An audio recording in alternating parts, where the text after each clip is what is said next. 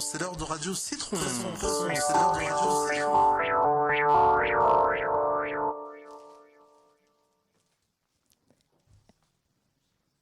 Brigitte nous présente un super-héros de fiction. C'est un être humain en excellentes conditions physiques, détective de génie, maître en arts martiaux, polyglotte, maître en évasion et en camouflage. Vous avez deviné ? Découvrons cette créature. L'homme chauve-souris, dit The Batman. Au mois de septembre, nous fêtons les 80 ans du héros mythique. Un célèbre justicier masqué qui fait le buzz en ce moment. On en parle dans tout Paris, ses fans s'arrachent son image, d'autres recherchent ce qui entoure l'aura du charismatique justicier. Vous l'aurez sûrement deviné, il s'agit du personnage de fiction Bruce Wayne, alias Batman, ou encore le Chevalier Noir. Batman appartient à l'univers DC Comics créé par Bob Kane et le scénariste Bill Finger. Il apparaît pour la première fois dans le numéro 27 des comics détectives, paru le 30 mars 1939 sous le nom de The Batman. Batman n'est qu'un simple humain qui n'a aucun pouvoir surhumain. Il est juste doté de capacités, de génie et d'aptitudes. Il mesure 1,90 m et pèse 95 kg. Expert en arts martiaux, en haute technologie et en informatique, il se crée un costume doté de multiples gadgets et armes, dont une Batmobile, entre autres, pour combattre ses ennemis. Il cherche à développer ses facultés afin de combattre le crime. Gotham City est le lieu où se déroulent la plupart de ses aventures. Batman, alias Bruce Wayne, est le plus souvent dépeint comme un homme sain d'esprit, intelligent et d'une moralité sans faille. Devenu milliardaire suite à un héritage, après la mort de ses parents assassinés en sa présence, il possède depuis des entreprises rassemblées sous le nom générique de Wayne Enterprises.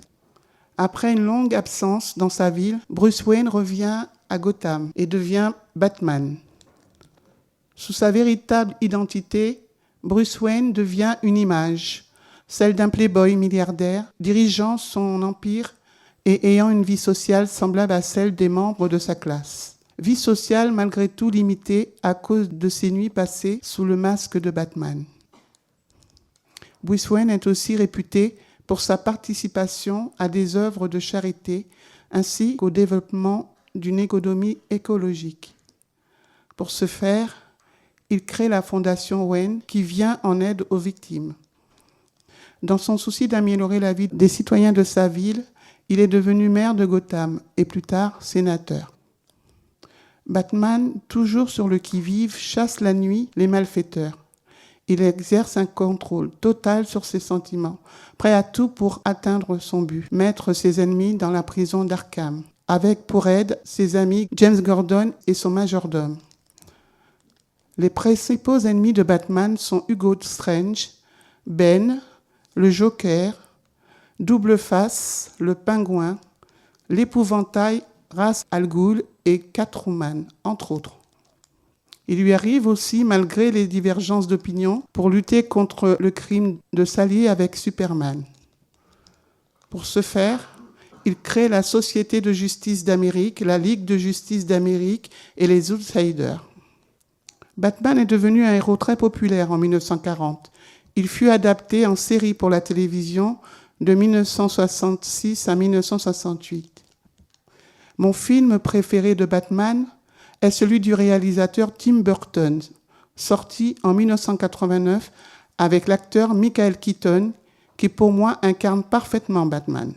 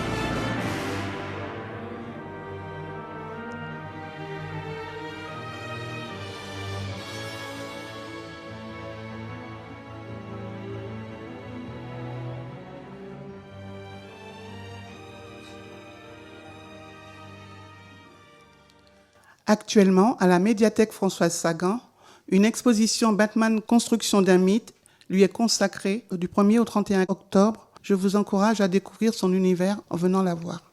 Oui, venez la voir. Je l'ai vue tout à l'heure et c'est au premier étage de la médiathèque. Et c'est très bien documenté et c'est très bien illustré aussi. Et on découvre, on apprend beaucoup de choses sur Batman. Oui, je l'ai vu Après aussi. cet exposé complet de Brigitte aussi. Oh, il y aura peut-être des petites lacunes, mais allez la voir et vous vous ferez votre propre jugement. Voilà. Bon. Et Brigitte, je voulais te demander, Batman, c'est une lecture d'enfance ou une lecture d'aujourd'hui pour toi? C'est pas vraiment une lecture d'enfance. J'ai découvert dans mon adolescence. Moi, ma lecture BD d'enfance, c'est les Martine. Martine à la plage, Martine, c'est tous les Martines, voilà. Donc ça, c'est les lectures d'enfance. D'accord. Voilà. Et puis les Enid Blyton, les 5, le club des 5. D'accord. Voilà. Merci Brigitte. Merci. Merci.